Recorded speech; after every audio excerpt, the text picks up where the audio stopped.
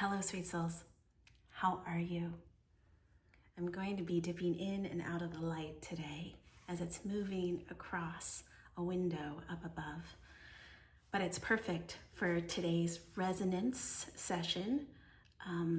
It's very timely, actually, given the energy of today. Some of you know that I study Mayan cosmology and the Mayan sacred calendar, and today is 12 Akabal in the calendar. And while I'm still a student of this and will be for many, many years, even though it's part of my lineage, I like to share what I hear. I like to share what I feel in the resonance between us. And Akabal represents dawn, or allowing the light, the brightening. With the sacred number 12, it represents a bundling of life experience to reveal light, to reveal clarity, to reveal a way, perhaps. And it's perfect in the Trisena of E, which represents the journey, your journey, my journey, our journey as a collective. It's very timely given this resonance transmission will offer a little bit about light, a little bit about clarity, and what I feel is coming in for some of us, all of us, many of us, definitely for me. And so I offer it as a vessel, as a beacon of what I'm hearing. So let's begin with talking about what everyone's talking about, and that is the fact that we are in the middle of Mercury retrograde. And if you watched last week's resonance, you know that I am reviewing stories of my life over the course of this year, especially. And while Mercury retrograde to many traditionally means like things are going to go wrong and mistakes are going to happen, yes, and I'm reviewing. I am looking for the lessons. I am celebrating success. I'm getting really curious about what I did this year and what it means to me. And I invite you into that as well, if it feels good, if it feels aligning. I keep hearing the quote that many of you have heard probably. It's, "What if I fall? Oh, but darling, what if you fly?" And it's so touching, right? It's popped up throughout my life, that little poem, that little snippet by the Australian poet Erin Hansen. What if you fly? What if in the midst of all the reviewing and all the sitting with everything that happened, what if you succeed? Whatever success means to you.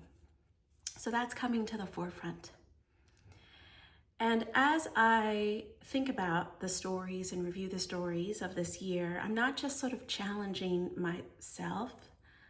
I'm bringing curiosity to myself. I'm receiving moments of challenge, moments of deep curiosity. In fact, recently I had a conversation with a person via audio, and this person was very studied and very knowledgeable. And we were able to hold some space for each other and our wildly different experiences, our wildly different opinions, gingerly, right? Tenderly. I am rooted in going within to hear myself, to hear my wisdom, to hear my own guidance, to understand what my body needs, to hear my knowing. And they believe in going externally to community, to the collective, to know thyself. And ultimately, we're both right? Because there is truth in both of these paths, both of these types of learning, of allowing. But in the moment, it was a kind of challenge. You know, in fact, in the voice of this individual, I heard past teachers. I heard parts of my father in this person, speaking through this person. I heard sort of like a combo of people I've known in this life and perhaps in others, right? And it invited me to ask myself, look at the lightning. It invited me to ask myself, do I believe me? Do I believe in me? And I'm going to leave that for you on the altar. Do you believe in you? Do you believe your story? Do you believe your pain? Do you believe in the possibility to transmute that pain into progress or even prosperity? And if you have a really big soul contract, and only you will know if you do, right? I don't know that for you. But if you have a very big purpose, you will likely receive a lot of curiosity and challenge and questioning in this lifetime. So how much do you believe in you, in your mission, in your values, in your story, in the meaning that you choose to make, and the meaning you choose to bring to the world? So that is something that's in the field right now that I wanted to share with you. In terms of self-belief, for me, the only thing standing in my way of self-belief is me. The only thing standing in the way of you believing you is you, right? And all of me. My most loving self, my soul, that beautiful language of love buried deep within. And also my fears, my mind, my unhealthy and healthy coping mechanisms for my trauma. And I think this is why I started to listen to my soul, like fully, to follow its guidance and its intelligence. And I can teach you how to do that if you want at some point. I should take a moment to introduce myself because I realized I did not do that in the last video. I am Maggie Batista. I am a storyteller and a soul teacher, and I share stories to help you listen to your soul and follow its guidance. Not in an absolute way, but in a loving and tender way, to allow you to transmute your pain into wisdom, into progress, into prosperity, and whatever that looks like to you, right? It will look different for each of us. I heard my soul, my ancestors speak through profound personal loss and intuitive activation many years ago. And now I bridge dimensions to help you remember that you're a soul while also being human. But you're probably more of a soul than a human. I offer soul resonance sessions where I share soul wisdom just for you in collaboration with the ancestors and the messages. And you can book that directly over at wearemagic.studio, where I host a lot more stories and I host this video too. So, enough about me. In the face of fear and challenge and tumult and questions that is in the air right now on a personal level and on a collective level, I bring curiosity. I bring in light, brightness, possibility. I recently, actually in the last week, heard the word Launer, and I'm probably saying it incorrectly. It's an Irish word. It means sparkle, or tiny moments that light up your life or glimmer. I invite you to look for them, to notice them, to pay close attention. And I notice them in all different ways, from little knowings and little messages I hear, to the light that shone through in a house that I recently saw. The house wasn't for me, but that light in that moment was a blessing right before me, right? It was right before me as a blessing, right? Right when I needed it. The other thing that's coming up in the resonance between us right now, what I'm listening to, paying attention to, is the idea of neutrality, the invitation into neutrality. It's something that I invite myself into daily, right? As I see all this light and this glimmeriness, maybe I'll move a little bit forward. Nope, I'll move back.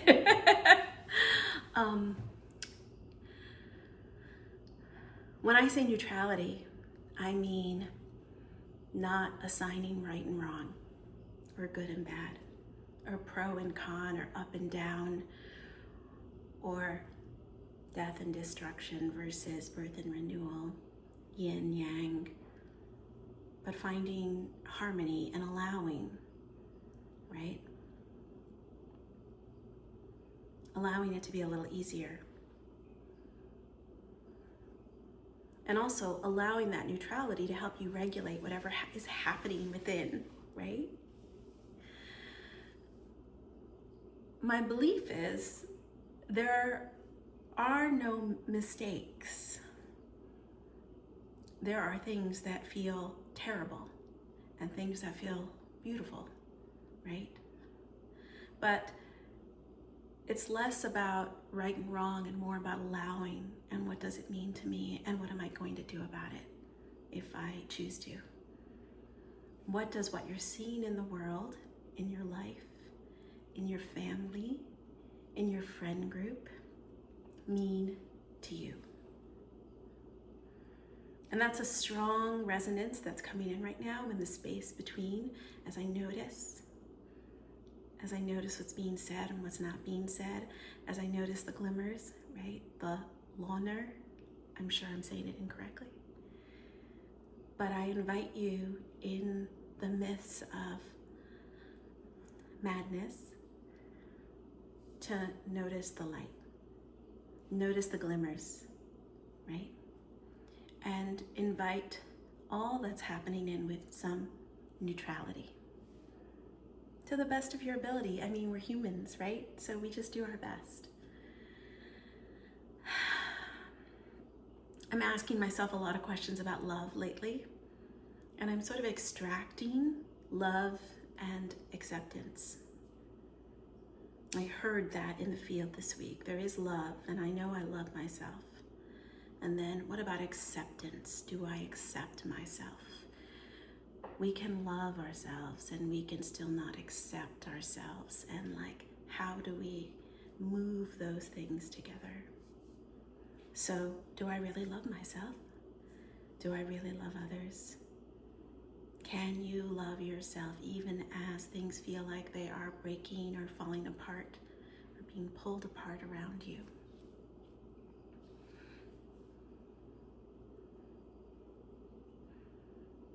In terms of love, this week I was reminded of a session I did right here in Austin, Texas. Here, let's see if I can move forward. Nope, still light. Of a session that I did in Austin, Texas about a year ago. I was in a breathwork ceremony here in Austin for 3 days with 1,000 people.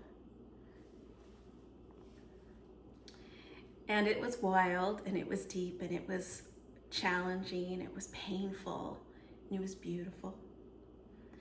And in the midst of it all, I started to say something, and I didn't really recognize what I was saying. Later, I was told that it was light language. A couple of friends came to me, and I told them what I was saying, and they interpreted it for me. And what I was saying was, I am love. And with this love, I am light. And I won't share the light language, but that statement came up this week as I was in the field meeting with people, as I was moving through connections, seeing family. I am love. Can I hold that love? Continue to hold that love during all that's going on, and with this love and light. Lately, I've been thinking that love is easy. I mean, it's effortless. Many of us can fall in love, form an attachment that feels like love very easily. I think acceptance is harder. Can you accept where you are, who you are, what you want, who you are becoming? Because in order to change what is, we must accept what is first. Can you love and accept her, him, they, yourself, and really embody that acceptance? Around people, sure, but in stillness, can you do that too? That's what I'm hearing.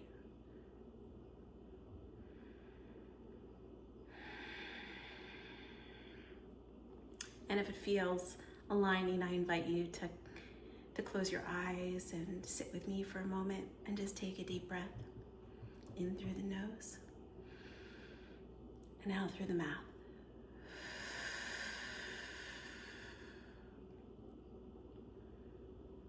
Can you accept yourself exactly as you are? There's nothing to fix, there's nothing to change. Certainly, we can bring curiosity to all the things we wish to review, understand, bring curiosity to things that we might wish to interrogate in some way. And also, can we accept ourselves? And I notice that I put my hands on my body when I say accept myself. Can you accept yourself? And maybe you want to take your hands and put them somewhere on your body right now, whatever feels good. I always go back to the heart where the intelligence lives, where the soul intelligence lives, right? It flows through the heart. Can you accept yourself? So that's what's in the field today with these glimmers of light all around me. It's right in me, right? It's funny how near the end of this, the light is right here on me. There's no escaping it. It's here. It's present on my slightly red cheeks, right? That feels like enough for today. I hope this is helpful as you move through whatever you're moving through this week. And I invite you to check out my websites, wearemagic.studio and maggiebatista.com for more. And I'll be back next week with another video. Take care, sweet souls.